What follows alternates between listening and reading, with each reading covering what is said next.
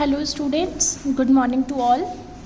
In the previous video we started chapter Resources of India of Geography, okay, and we covered the topics classification, meaning and importance of resources, and today's topic is soil formation, type, distribution and conservation.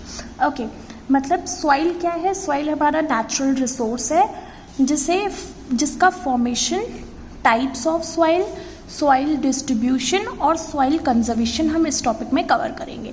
Soil conservation means what? Soil का conservation means soil को बचाना. Okay, ये हम इस video में cover करेंगे. As we know that soil is a valuable wealth. Okay, soil हमारे लिए बहुत ज़्यादा इम्पॉर्टेंट है. ओके, क्योंकि कोई भी प्लांट या फिर कोई भी ट्री को ग्रो कराने के लिए सबसे इम्पॉर्टेंट उसमें सॉइल होती है. ओके, इसलिए soil is a valuable wealth. Soil is the basis of economic development of a country. और हमारे इकोनॉमिक डेवलपमेंट के में भी सॉइल का बहुत ज़्यादा इम्पॉर्टेंट रोल है. According to an American pedologist doctor Bennett. Okay, pedologist means क्या होता है? A scientist who study composition and distribution of soil. मतलब हम पेडोलॉजिस्ट उसने बोलते हैं, उन साइंटिस्ट को बोलते हैं जो क्या स्टडी करते हैं? सॉइल का कंपोजिशन और उनका डिस्ट्रीब्यूशन स्टडी करते हैं, उन्हें हम पेडोलॉजिस्ट बोलते हैं. Okay, soil is the upper most layer of the unconsolidated particles found on the earth surface which is made up of parent and rocks and vegetation. Okay, तो unconsolidated का मतलब क्या होता है? Loose and not formed. Okay, जो loose particles होते हैं और जो फॉर्म पार्टिकल्स नहीं होते, अनफॉर्म्ड होते हैं, उन पार्टिकल्स के का फर्स्ट लेयर ही सॉइल कहलाती है, जो कि किससे बने हुए होते हैं? पेरेंट रॉक्स एंड वेजिटेशन से. पेरेंट रॉक्स मीन्स मूल चट्टाने और वेजिटेशंस मीन्स वनस्पतियाँ, प्लांट कम्युनिटी. ओके, तो जो मूल चट्टानों और वनस्पतियों से बना हुआ होता है उस फर्स्ट लेयर को ही हम सॉइल बोलते हैं. Large area of earth surface is covered by soil. It is combination of parent rock and organic matter where is suitable climate condition, different types of vegetation grow. ठीक है, हमारी earth surface का large area किससे covered है? Soil से covered है. और वो किसका कॉम्बिनेशन है? मूल चट्टानों का और ऑर्गेनिक मैटर मीन्स खाद, है ना. तो मूल चट्टान और खाद के मिक्स कॉम्बिनेशन को ही, और इन द स्वेटेबल क्लाइमेट कंडीशन, वहाँ का क्लाइमेट भी अच्छा होना चाहिए. ओके, वो हमारी सॉइल कहलाती है. Okay, soil is the very important for human life, specially for farmers. Soil हम ह्यूमन लाइफ के लिए बहुत इम्पॉर्टेंट है, और स्पेशली हमारे जो फार्मर्स होते हैं उनके लिए सॉइल बहुत इम्पॉर्टेंट है. Human life depend on the soil. All living organism get their food directly or indirectly from soil. ये तो अंडरस्टूड है ना कि हमारी जो ह्यूमन की लाइफ है वो बहुत ज़्यादा डिपेंडेंट है सॉइल पे, बिकॉज हम जो कंज्यूम करते हैं फूड, वो पूरा फूड डायरेक्टली और इनडायरेक्टली कहाँ से कनेक्टेड रहता है? सॉइल से. और हम डायरेक्टली और इनडायरेक्टली किस पे डिपेंडेंट है अपने फूड के लिए? सॉइल पे, है ना. आप इनडायरेक्टली कैसे? इनडायरेक्टली बिकॉज हम डायरेक्टली डिपेंडेंट होते हैं अपने फूड के लिए ग्रीन प्लांट्स पे. और ग्रीन प्लांट्स कैसे ग्रो होते हैं? Through soil. Okay, we get cotton, silk, jute and wool for making cloth from soil, है ना.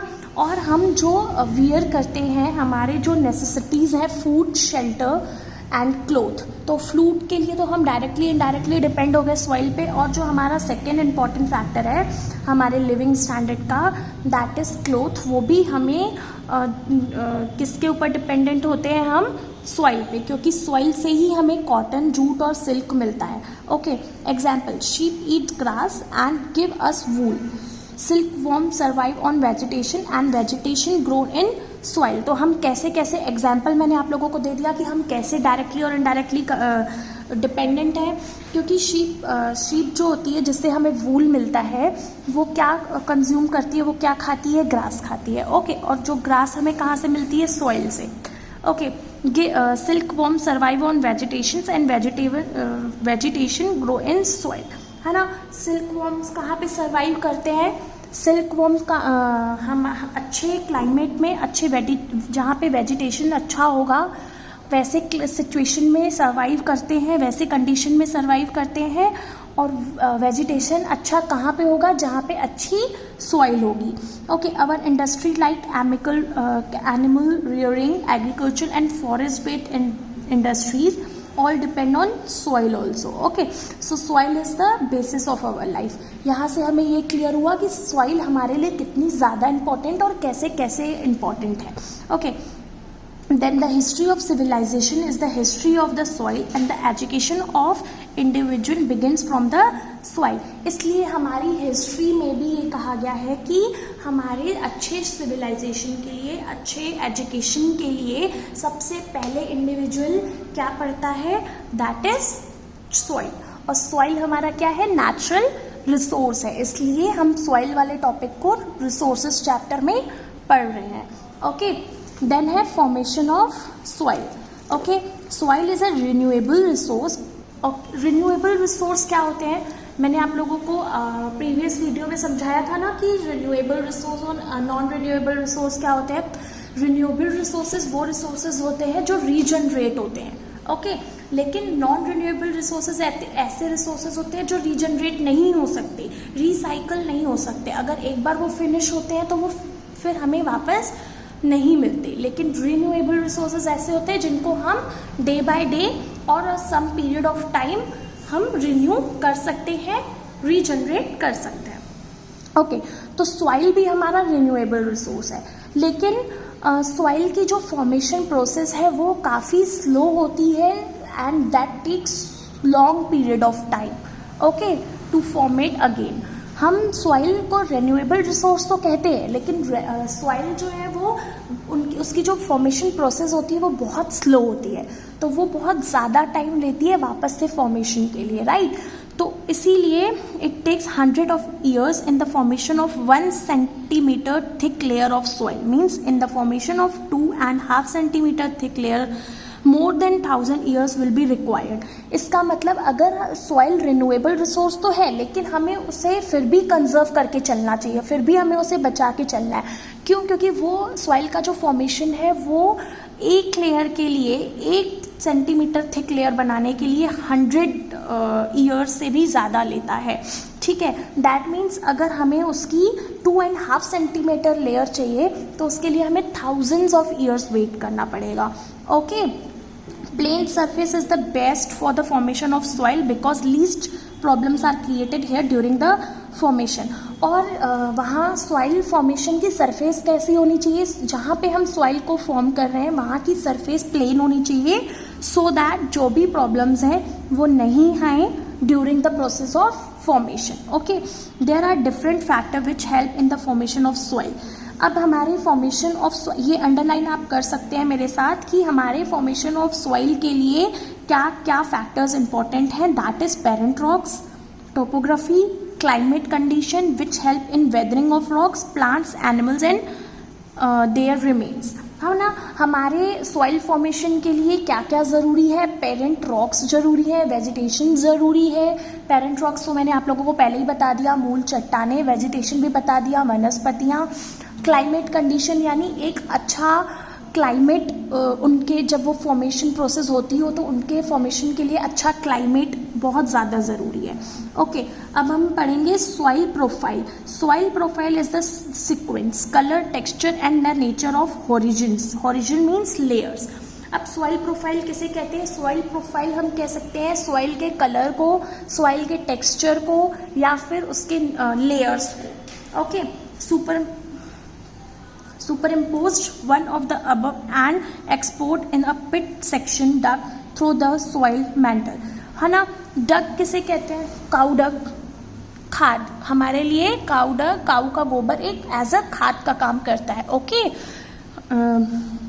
Then a upper most layer is a top soil. Soil profile की जो सबसे अपर लेयर होती है वो अपर लेयर होती है, उसको हम टॉप सॉइल बोलते हैं. सेकेंड लेयर को हम सब सॉइल बोलते हैं and the third layer is weathered parent rock material, तो हम थर्ड लेयर को क्या बोलते हैं, rock material, parent rock material soil. And the fourth layer consist of parent rocks. ठीक है, थर्ड लेयर में ज़्यादा पेरेंट रॉक्स नहीं होते, थोड़े बहुत होते हैं और अदर मटेरियल भी होता है, बट फोर्थ लेयर में वो सिर्फ और सिर्फ पेरेंट रॉक्स को कंसिस्ट करती है, otherwise other thing not.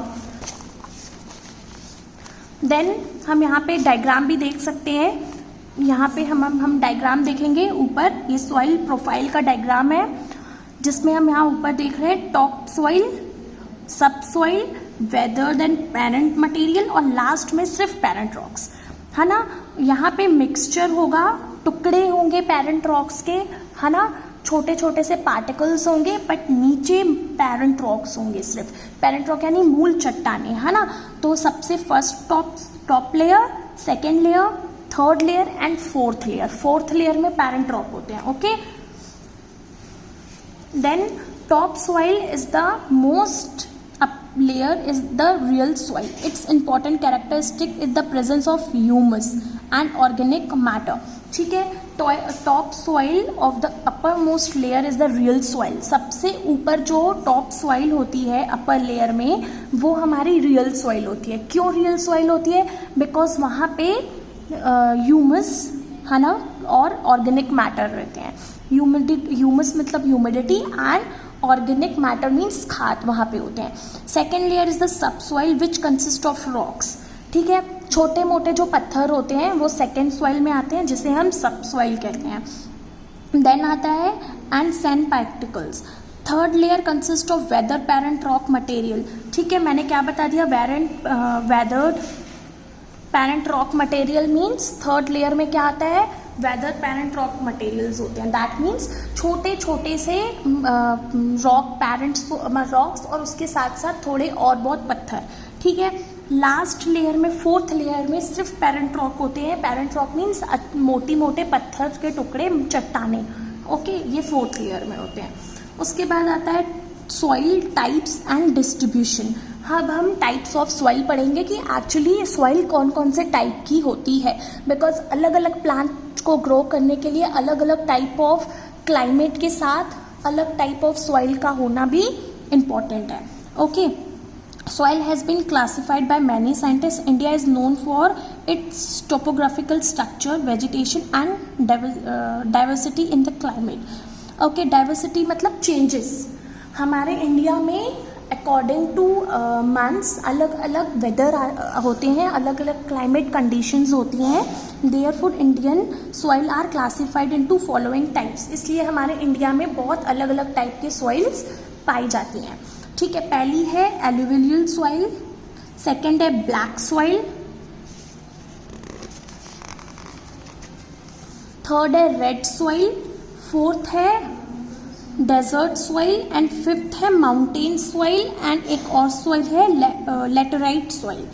Okay, तो अब हम इन सबका डिस्क्रिप्शन अपने नेक्स्ट वीडियो में पढ़ेंगे। ओके, अभी मैंने आप लोगों को टाइप्स ऑफ सॉइल बता दिए कि कौन कौन से टाइप के सॉइल होते हैं। ओके, अब इनका डिस्क्रिप्शन हम अपने नेक्स्ट वीडियो में पढ़ेंगे। Thank you.